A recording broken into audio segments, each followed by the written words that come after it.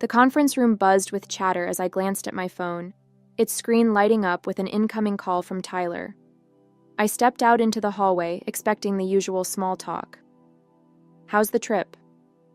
When will you be home?" Instead, Tyler's voice came through cold and smug. "I'm divorcing you," he said, his tone almost triumphant. "I've already sold the apartment, so you'll need to figure out where you're going to live.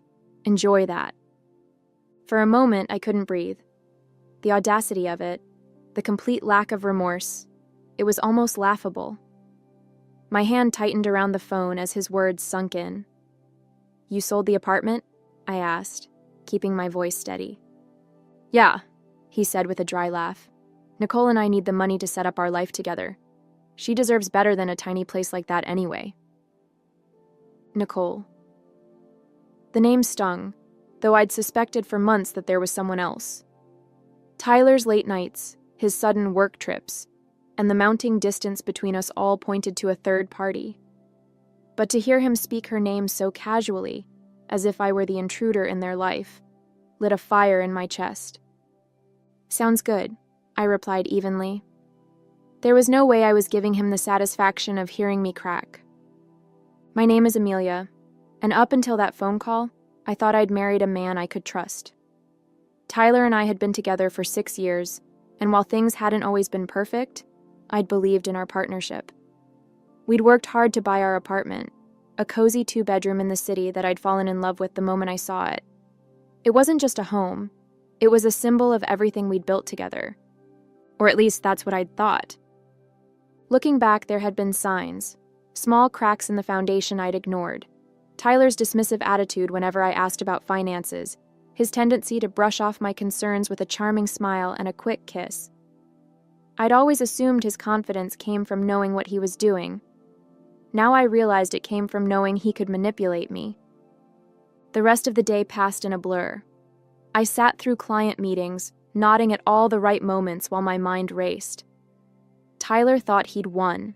He thought he could pull the rug out from under me, sell the home I'd worked so hard for, and walk away scot-free. But there was one crucial detail he didn't know. The apartment deed had been in my name alone for months. I'd had it transferred after we refinanced earlier in the year, a move Tyler had agreed to without much thought because it meant a lower interest rate. He'd never bothered to ask about the details or read the paperwork he'd signed. His carelessness was going to be his undoing. By the time I returned to my hotel room that evening, my shock had turned into resolve. I wasn't going to cry or beg. Tyler wanted a fight? Fine. But this was a fight I was going to win. The first call I made was to Chloe, my lawyer and longtime friend. I laid out the situation in painstaking detail, my voice calm even as my pulse raced. "He sold the apartment?" she repeated, incredulous. "Does he even realize that he can't do that without your consent?" "Apparently not," I said, a hint of amusement creeping into my tone. "He thinks he's already spent the money on his new life with Nicole." Chloe laughed dryly. "Well, he's in for a rude awakening.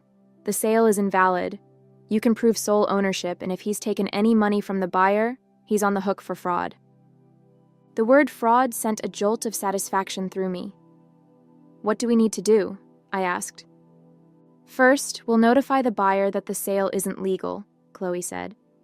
"Then, we'll draft a formal letter for Tyler, outlining the consequences of his actions. If he's dumb enough to try anything else, we'll take him to court." As I hung up, I felt a strange sense of calm settle over me. Tyler thought he'd outsmarted me, that he'd left me powerless and scrambling. But in reality, he'd just set himself up for the ultimate humiliation. I spent the rest of the trip focusing on my work, compartmentalizing my emotions and channeling my energy into the task ahead. The betrayal hurt, but the prospect of reclaiming my life and watching Tyler's smugness crumble gave me a sense of purpose I hadn't felt in months.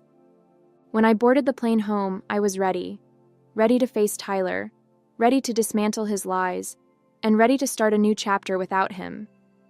This wasn't just about winning. It was about taking back control. The flight home gave me hours to think about how everything had unraveled. Tyler's arrogance was astounding. He hadn't even tried to hide his betrayal. as if I was just another obstacle to bulldoze on his path to freedom. But instead of spiraling into anger, I focused on what I'd do when I returned. Tyler thought I was powerless, but he didn't realize I'd been playing the long game without even knowing it.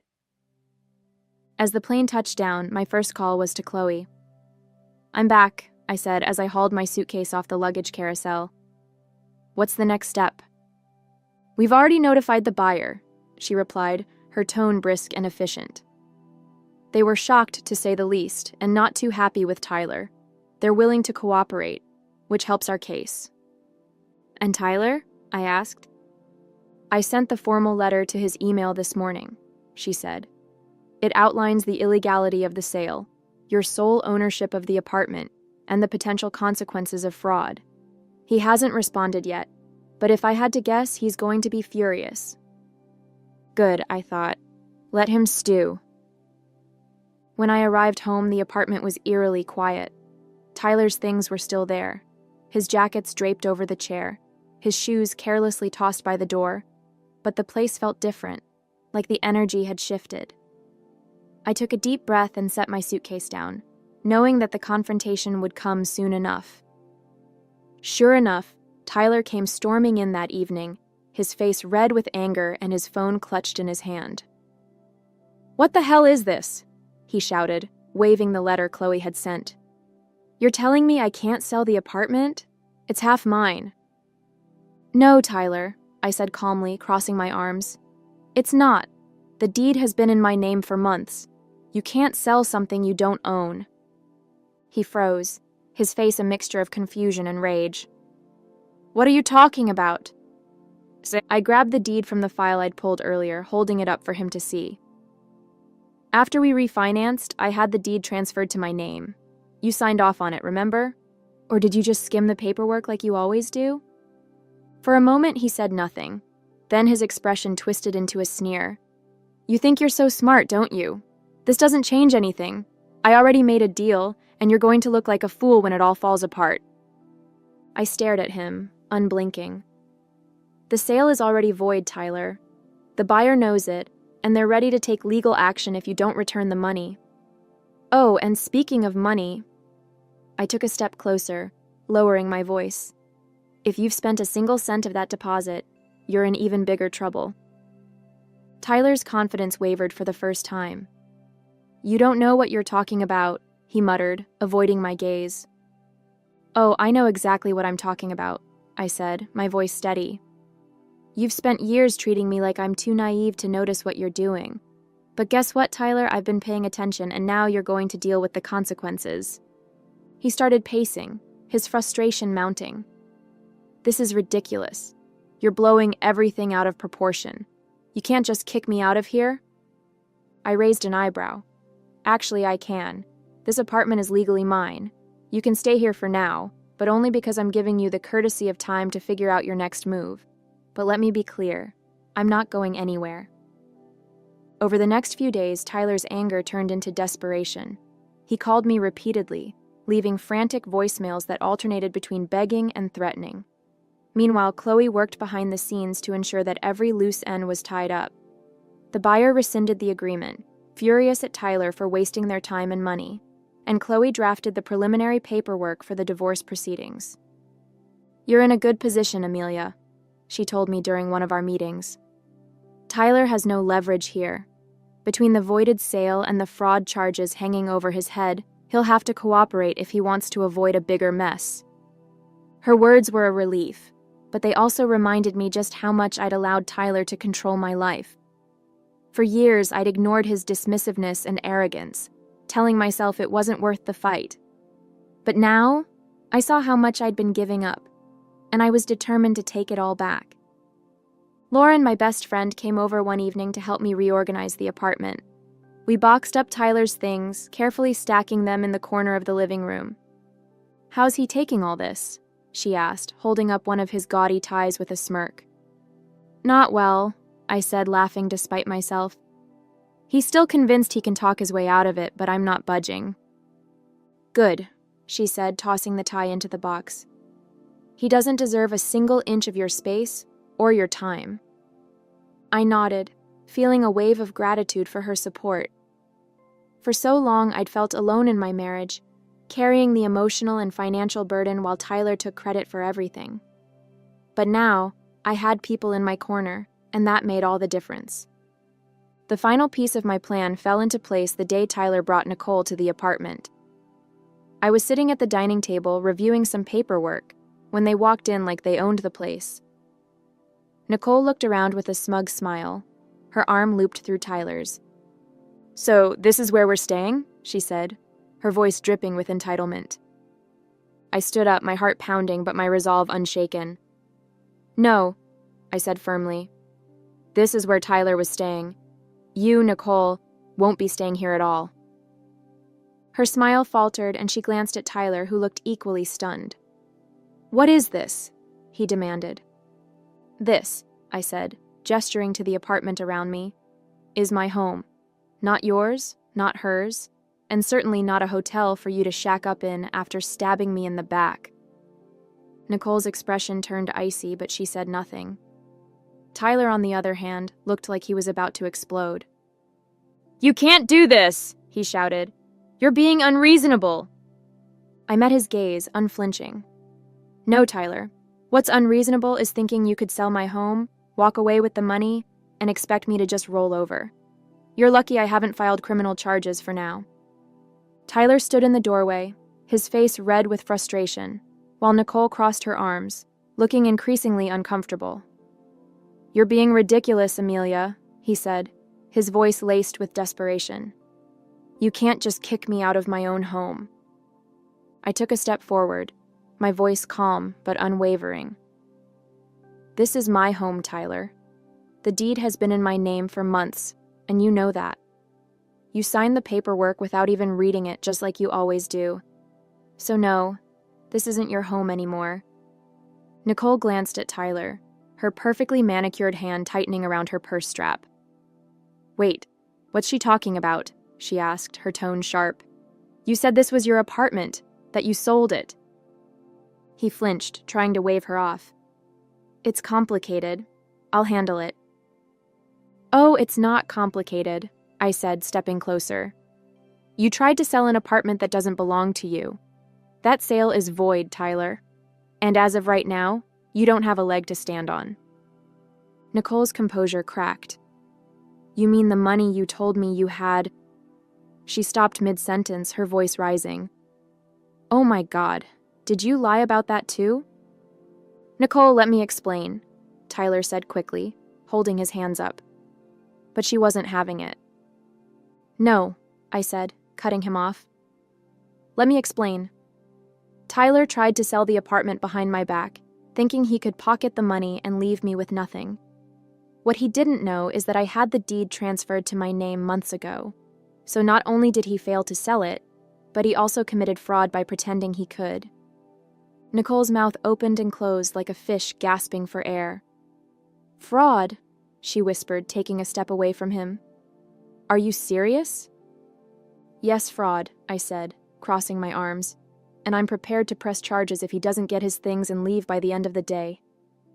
Tyler's facade finally cracked. "You can't do this, Amelia," he said, his voice pleading now. "We've been together for 6 years. You can't just throw me out." "You threw me out the moment you made that phone call," I said, my voice hardening. "You told me you were divorcing me and laughed about me having to find a new place to live. You didn't just betray me, Tyler. You tried to ruin me. So don't stand there and act like you're the victim." Nicole took another step back, her eyes darting between us. "This is insane," she muttered, clutching her purse tighter. "You didn't tell me any of this, Tyler. You said you had everything handled." He turned to her, desperation written all over his face. "Nicole, I can fix this. I just need—" She cut him off with a raised hand. "Don't, just don't. I'm not getting dragged into your mess." Without another word, she turned on her heel and stormed out, leaving him standing there, stunned. I couldn't help but smile as the door clicked shut behind her. "Looks like you're on your own," I said, turning back to Tyler. "Now, let's talk about what happens next." He slumped onto the couch, burying his face in his hands. "Amelia, please. I screwed up. I know that. But you don't have to do this." "You're right," I said, grabbing a folder from the kitchen counter and setting it on the coffee table in front of him. "I don't have to do this, but I'm going to. This is the divorce paperwork. My lawyer has already drafted it, and I suggest you sign it quickly. The sooner you do, the sooner we can both move on." He stared at the folder, his face pale. "You really hate me that much?" "Hate you?"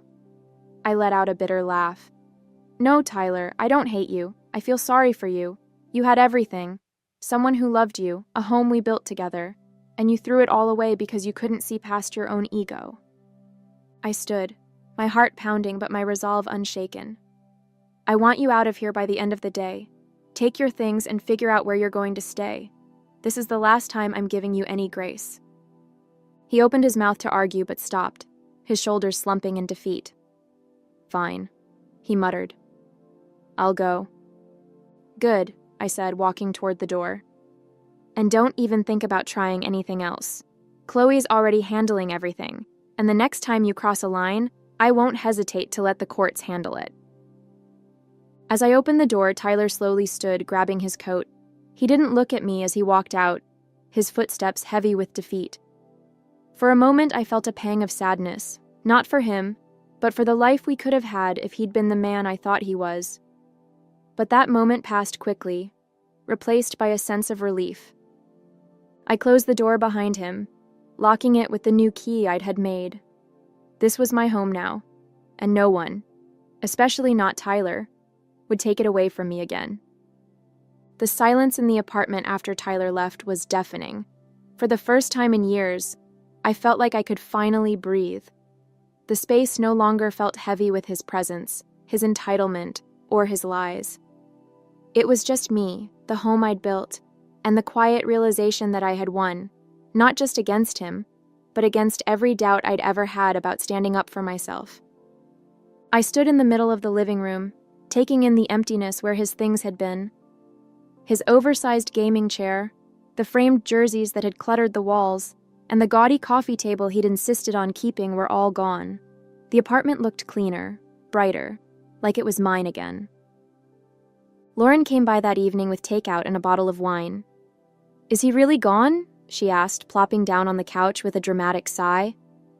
"Gone and not coming back," I said, pouring 2 glasses of wine.